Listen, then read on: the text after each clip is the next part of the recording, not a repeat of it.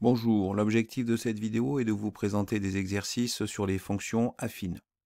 On commence avec l'exercice numéro 11, établir le tableau de signes des fonctions affines suivantes sur R, l'ensemble des réels.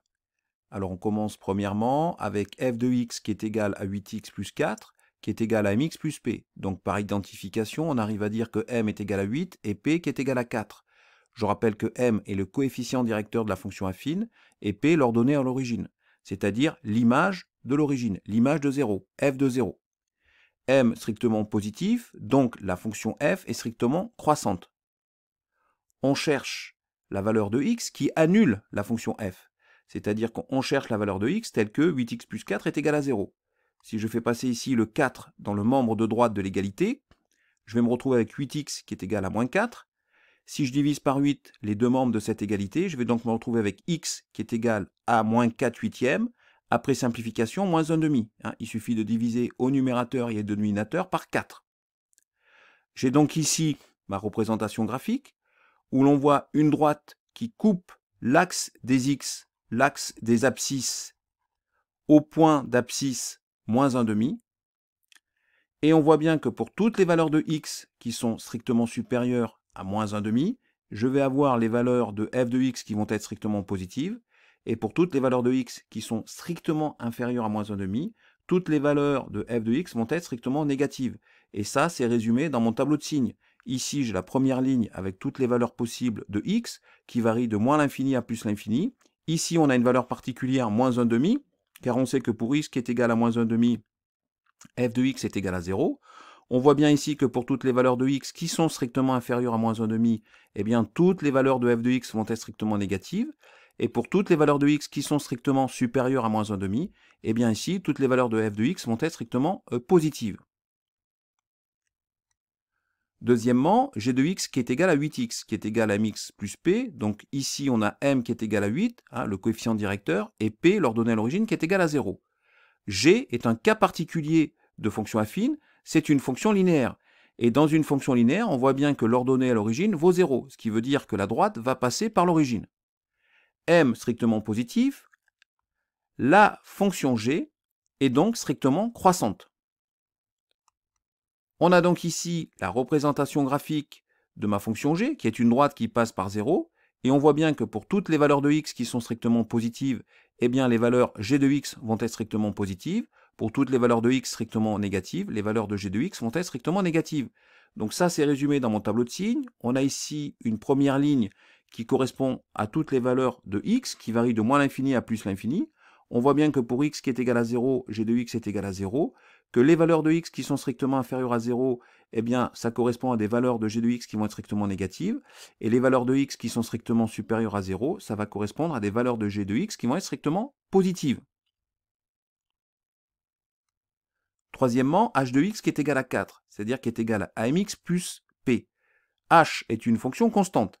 C'est un cas particulier de fonction affine, avec m, le coefficient directeur, qui est donc égal à 0, puisque 0 fois x, ça fait bien 0, et p qui est égal à 4, l'ordonnée à l'origine.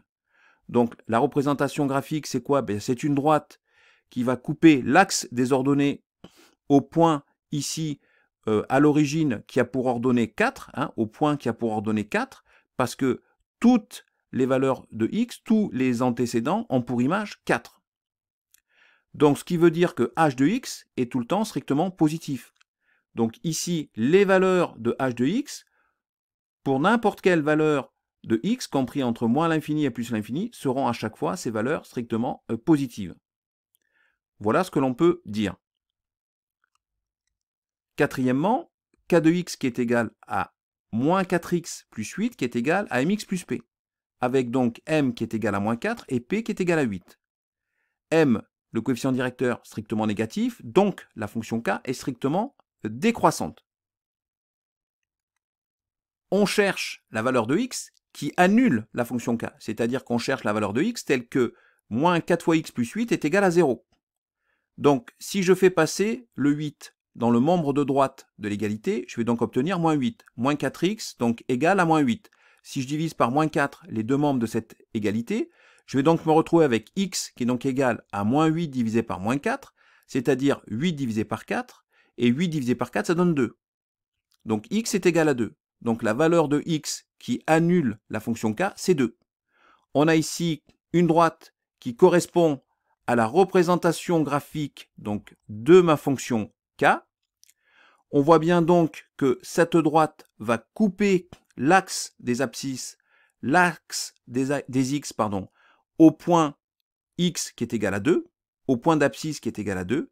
On voit bien que pour toutes les valeurs de x qui sont strictement supérieures à 2, eh bien les valeurs de k de x vont être strictement négatives.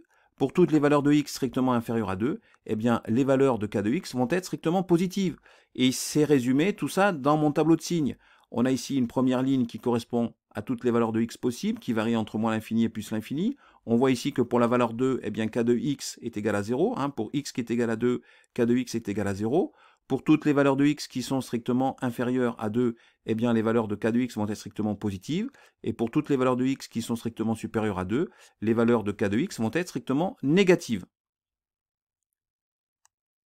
Et enfin, cinquièmement, L de x qui est égal à moins 4 plus 8x, c'est-à-dire m qui est égal à 8, le coefficient directeur, et p l'ordonnée à l'origine qui est égal à moins 4. M strictement positif, la fonction L est donc strictement croissante.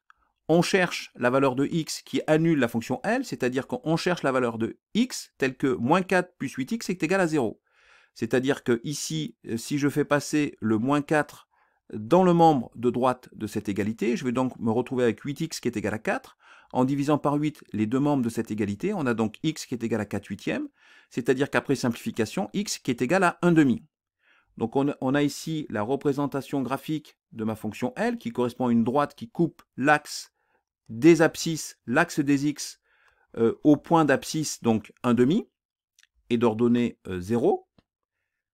Et on voit bien que pour toutes les valeurs de x qui sont strictement supérieures à 1 demi, on a les valeurs de L de x qui vont être strictement positives, et pour toutes les valeurs de x qui sont strictement inférieures à 1 demi, on a toutes les valeurs de L de x qui vont être strictement négatives.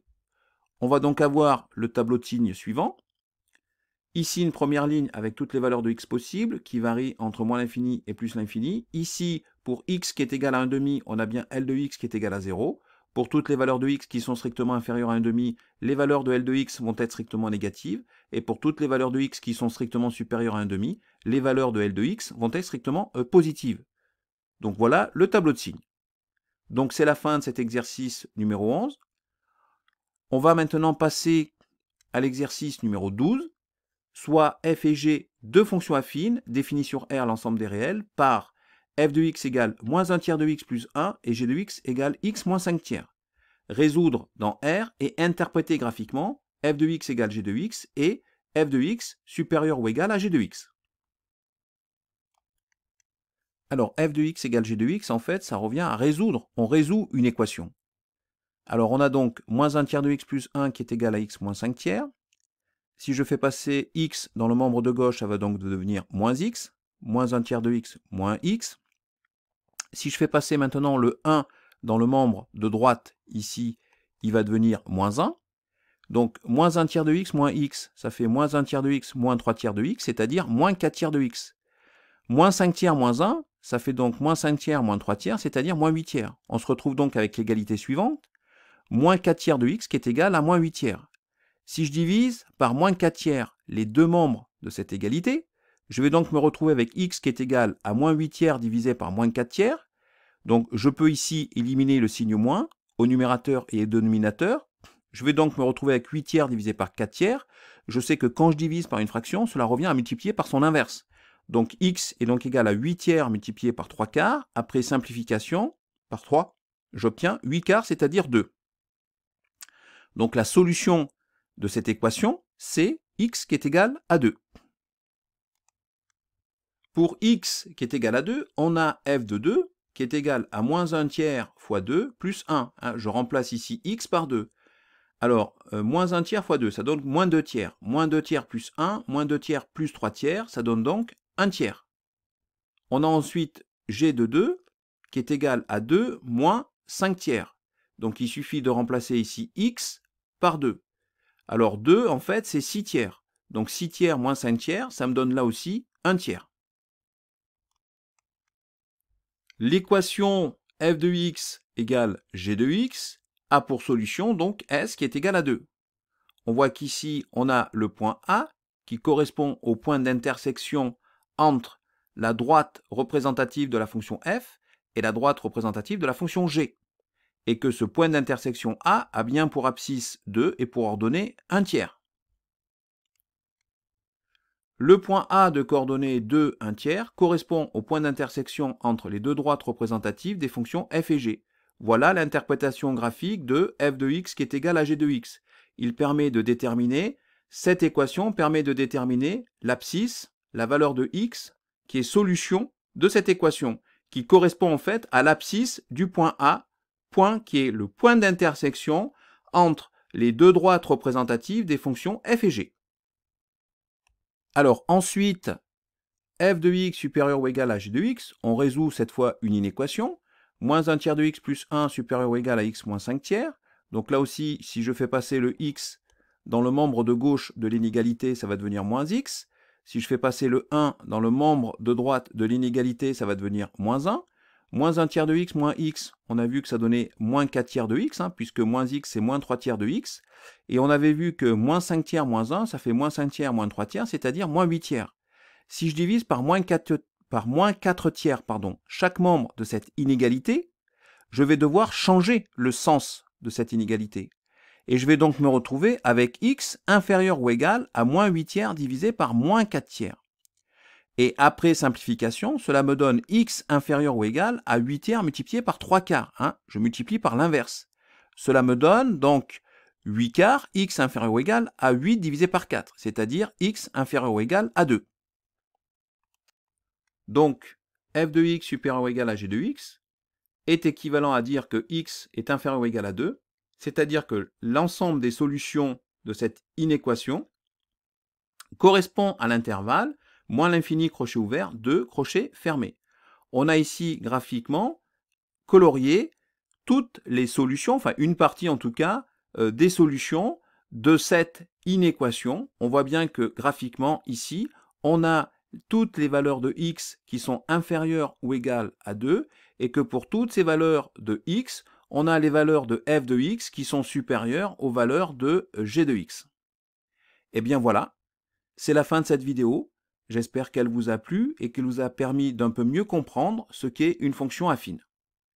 Et je vous dis donc à bientôt évidemment sur la chaîne YouTube Skol Mathématiques.